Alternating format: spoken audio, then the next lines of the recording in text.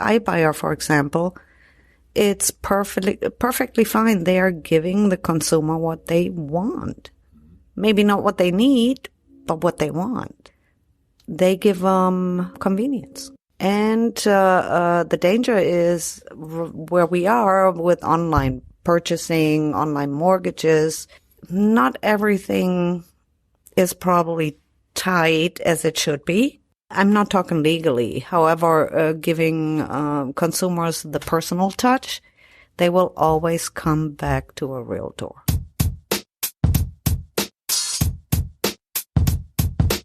You're listening to the Real Estate Sessions podcast. Join us as we get the stories of the leaders in the real estate industry. Hi, everybody. Welcome to episode 225 on the Real Estate Sessions podcast. Thank you so much for tuning in. Thank you so much for telling a friend. And I get to stay in the state of Florida this week. My favorite podcasts are the ones where I get to talk to the people that are doing business where I work.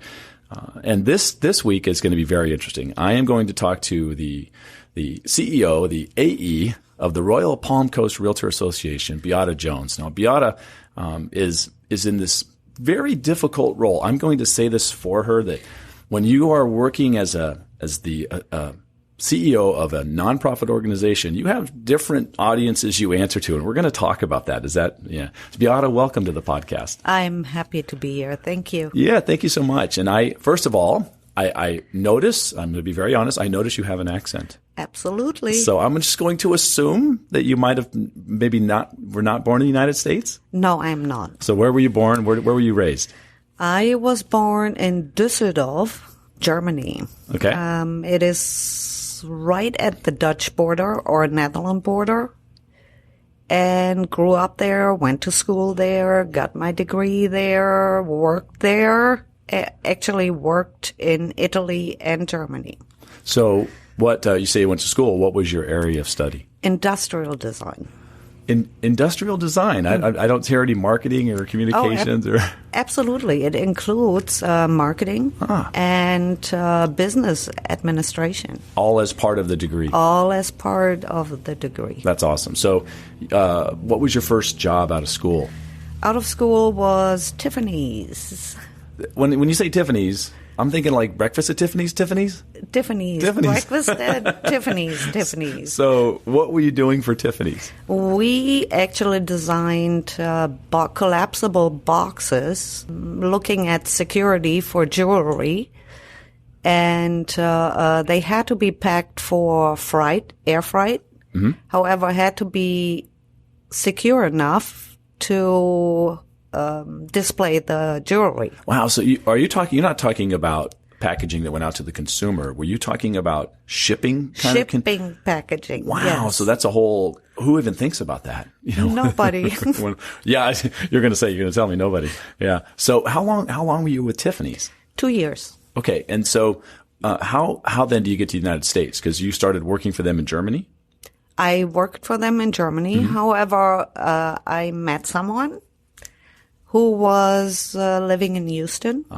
And that's how I came here. Okay, so that gets you to the United States, which that happens to a lot of people. That's a great thing. And so in Houston, you're not with Tiffany's anymore.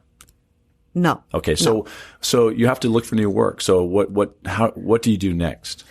The next step was I actually my friend at the time mm-hmm. had contacts to NASA. Okay, continue.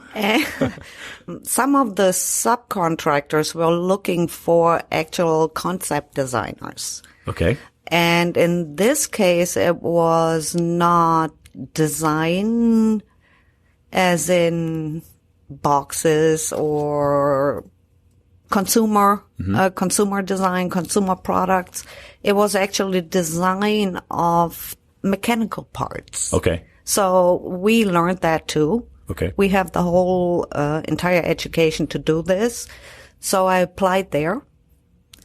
I got accepted. And about a month later, they went bankrupt. Oh, all right. So not a contractor at NASA anymore. No. So what's next then? Because somehow we got to get you to the world of real estate, and I'm not putting those puzzle pieces together yet. No, that comes later. Much later. Okay. From this point on, I thought, I might have to work something else. I need to eat. Right. So I started at Subway. Go ahead. For 1 year, and then I came over here. I actually decided to move to Florida. Okay.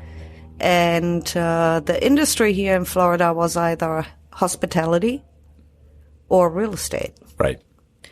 Now, with my background, I could do actually both.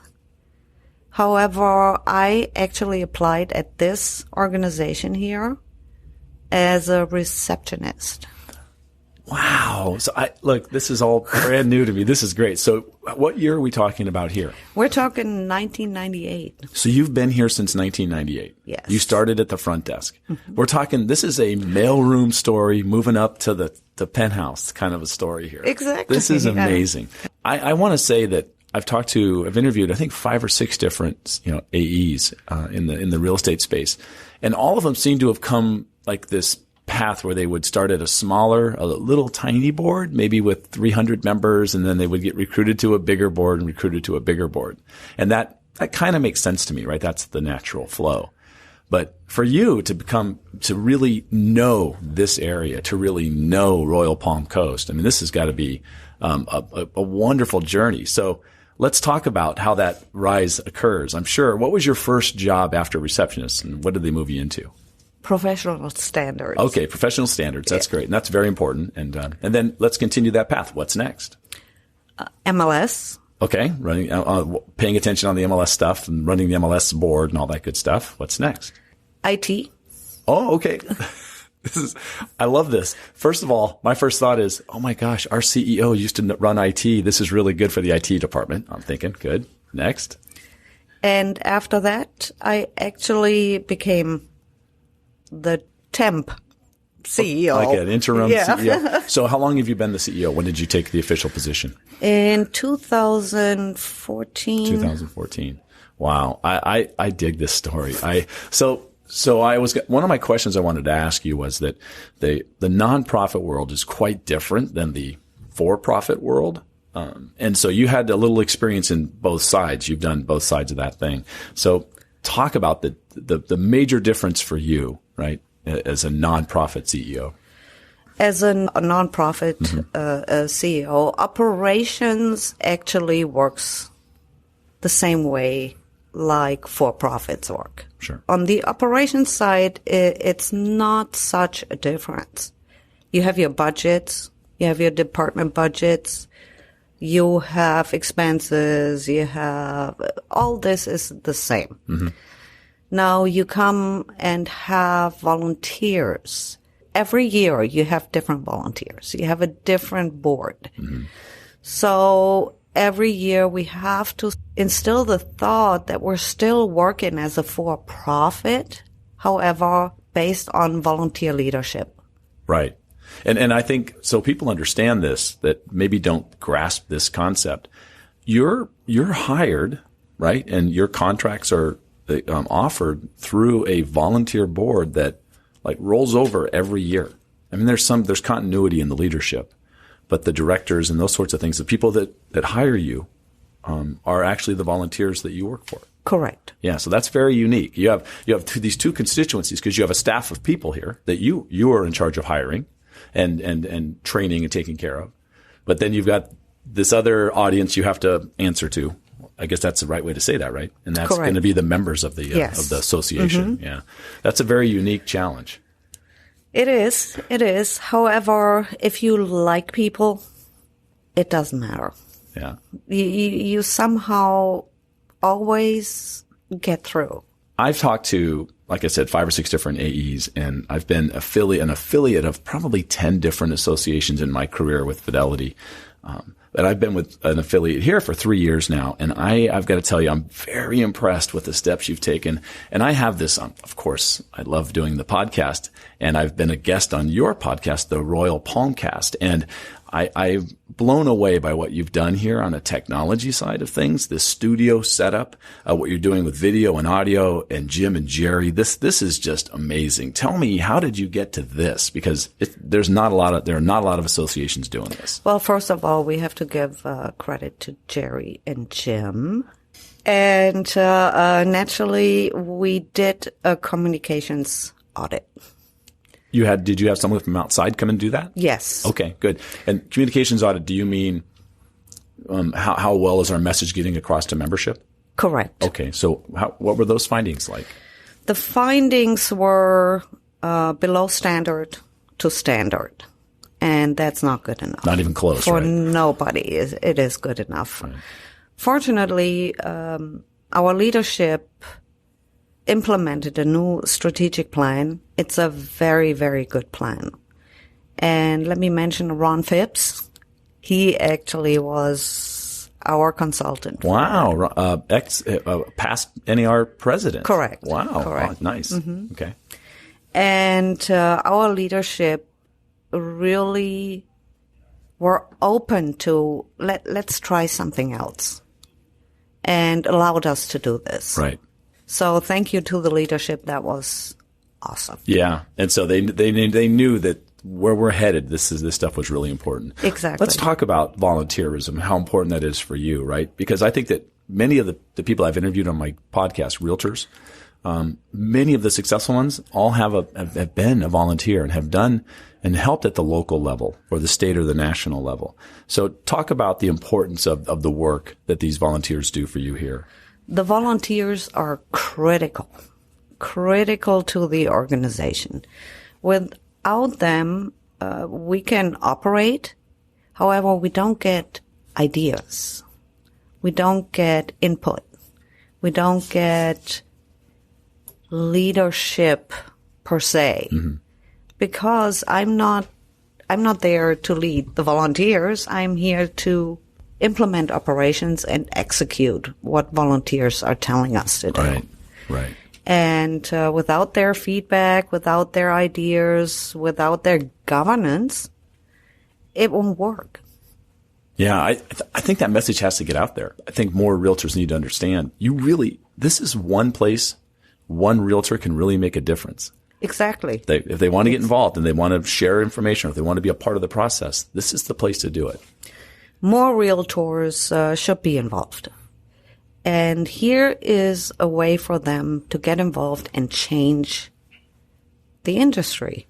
Starts on a local level, goes to a state level, goes to the national level. Right. Yeah. I want to ask you a couple of questions about the business, the industry itself. There's some changes going on, right? There are. It's kind of a crazy time. So I want to talk first with the word compression. It's been used a lot lately in the world of real estate, whether it's commissions or brokerages, right, being shrunk down. Mm-hmm. There's also compression in the association MLS world too, right? I mean, just 10 years ago, there were 950 boards across the country. Now we're somewhere in the 750s, somewhere in that range. So is compression good or bad? I mean, it seems to me it can be both, but what's your take? I believe it's good. Okay. I'm more on the positive side of it. However, sometimes they forget the member, our subscribers. And when they are not asked, it's trouble. Right. Yeah. In Lee County, right, you cover Fort Myers and Cape Coral. But you also aren't you pretty connected in tight relationships with, say, Bonita Springs and also Naples, in a way?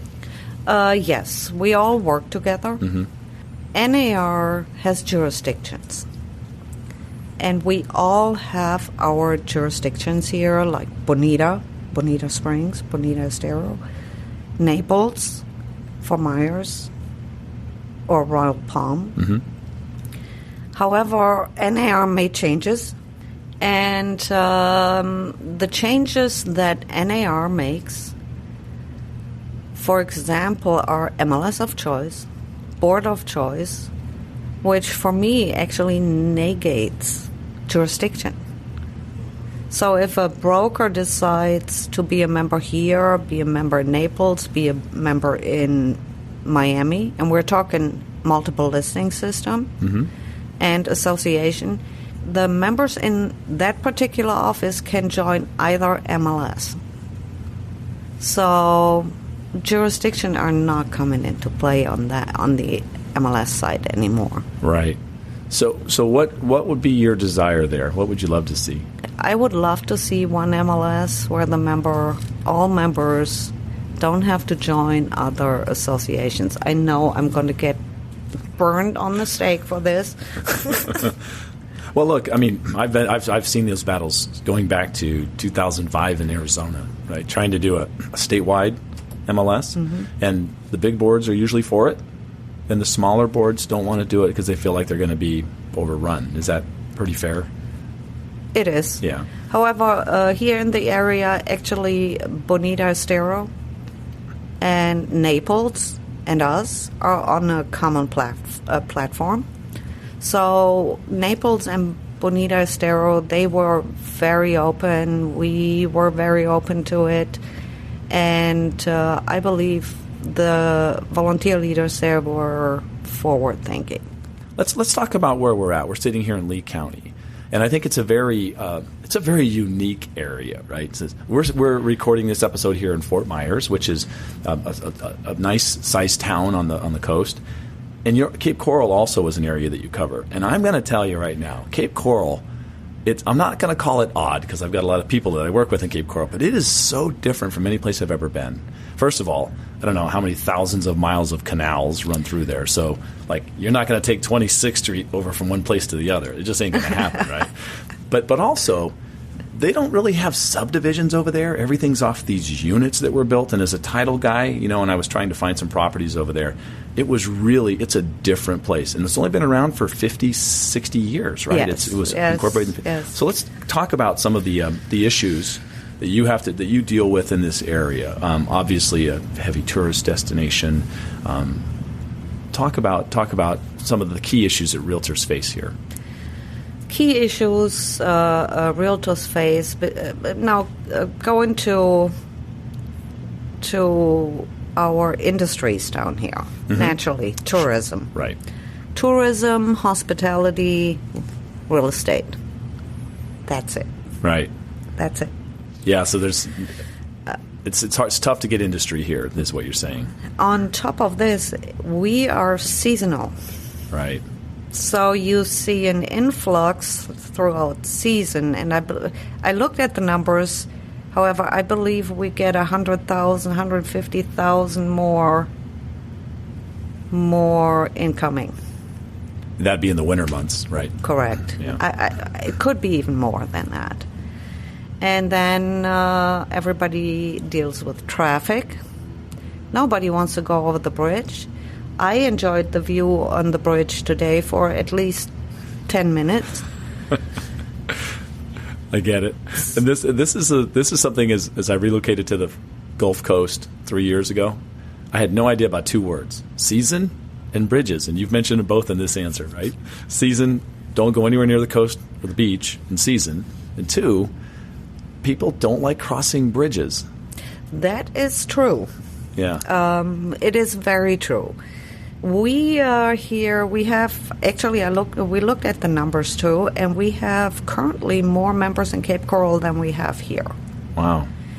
And yes, it is an issue for some to come over here. Yeah. Yeah. Or vice versa. Well, you've taken care of them though at the association. You have a beautiful office on the Cape. We have the main office here. You also have one in South Fort Myers as well, right? So you're really trying to take care of the members. Correct. Yeah. Correct. Good. However, now with technology, there are changes. We notice we are customers of the state, of the national level, and we are communicating and purchasing goods and products. It's all online. There is we do it at the meeting, we do it at the convention, and that's now probably 5 to 6 years.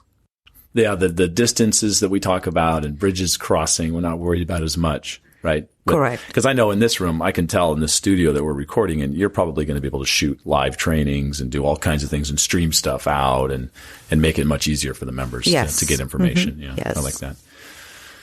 I have to bring up the D word. I've been talking, anyone that's in the business, I got to talk about disruptors, things like iBuyers and the big national brokerages that are doing similar things. And these are people that, iBuyers are a member of your board. And so are these big brokerages that are going to do the same sorts of things, but they seem to be competing in a different way against, the other members of the board. So how do you handle that? What's your take? What are your thoughts on these new models? It's evolution. Yeah. Complete evolution. And I believe it is too much in the media. I'm long enough here when limited services came out. It was the exact same thing. Yeah. Exactly the same. And iBuyer, for example, it's perfectly fine. They are giving the consumer what they want. Mm-hmm. Maybe not what they need, but what they want. Right. They give them convenience. Right. And the danger is where we are with online purchasing, online mortgages. Not everything is probably tight as it should be. I'm not talking legally. However, giving consumers the personal touch, they will always come back to a realtor. Right. Always. Yeah. I tell realtors all day long that people need you. It's such a local business, right? There's no way that any of these tech answers with artificial intelligence and machine learning, well, hopefully in our lifetimes, can't convey what a realtor can convey to the consumer. And I have to say, in October, they had a national market share of 2%. Right. Yeah, you're absolutely right.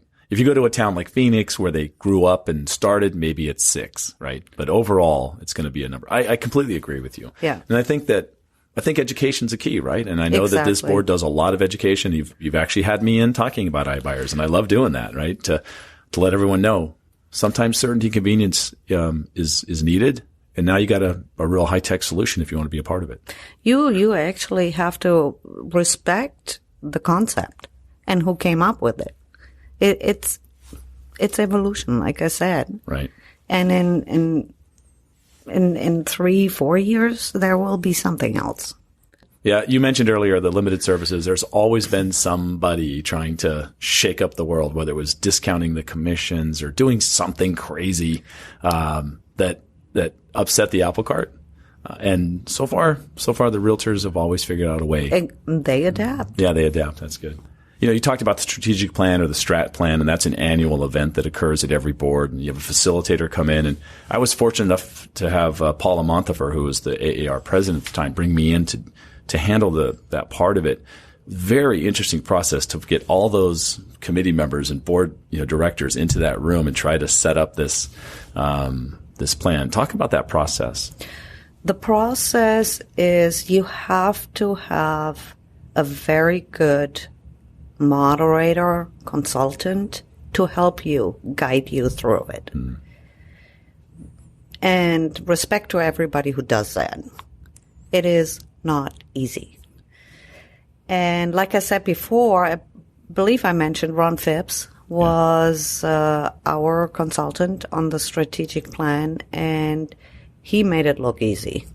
He made it look so easy. And he has the skill to make everybody feel in charge of this plan. So once we went through the steps of surveying the members, focus groups, broker agents, the leadership team came together to analyze it and finalize it.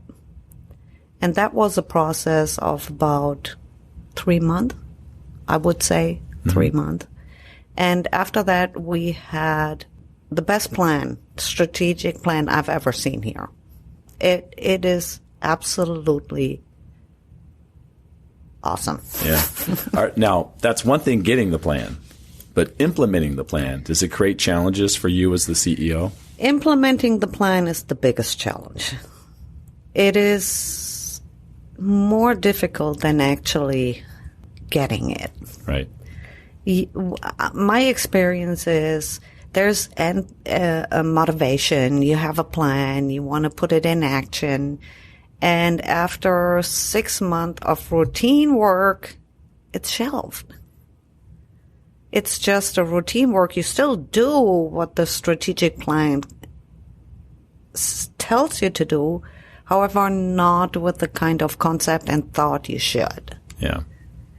So this time, having the communications audit, looking at other areas, looking at NAR's mission, at Florida Realtor's mission, for example, consumer community outreach is not always fundraising. It's bringing out the Realtor brand. So the mindset went 360. And that had to be accomplished first. So now we don't need a fundraiser here. We need to go out there and tell them who we are. Yeah. I like you said R. Yeah. R. Yeah. R for Realtor. I like it. I saw that plan. Yeah. That's great.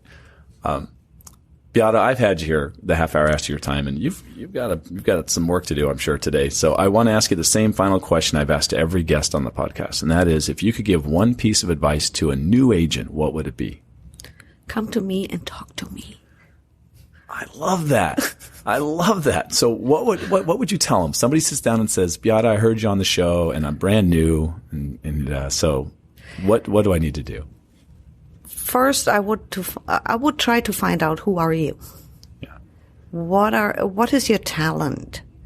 Are you outgoing? Are you an introvert? What do you know so far? And that's where I say, okay, here are your options. Is this a career for you or just a part-time job? Right. So if it's a career, then there is education, find your niche, and have enough money to get there. Right. I love it. That's great. Beate, now, if someone does want to reach out to you and talk to you, what's the best way for them to do that? The best way is to the association phone number, 239-936-3537-222. Awesome. Beate, I can't thank you enough. I heard from a little birdie somewhere around the association that I got you on my podcast before you've been on the Royal Palmcast. I'm Yes. just saying. So I'm very excited to have this chance to meet you and have this conversation. And thank you so much, and continued success with what you're doing down here in Lee County. Thank you very much. I'm honored. Thank you for listening to the Real Estate Sessions podcast. To leave a review or rating, go to ratethispodcast.com/RE Sessions. You can also subscribe to the podcast at your favorite podcast listening app. Finally, you can go to therealestatesessions.com and subscribe to our email newsletter and be notified whenever a new episode is released.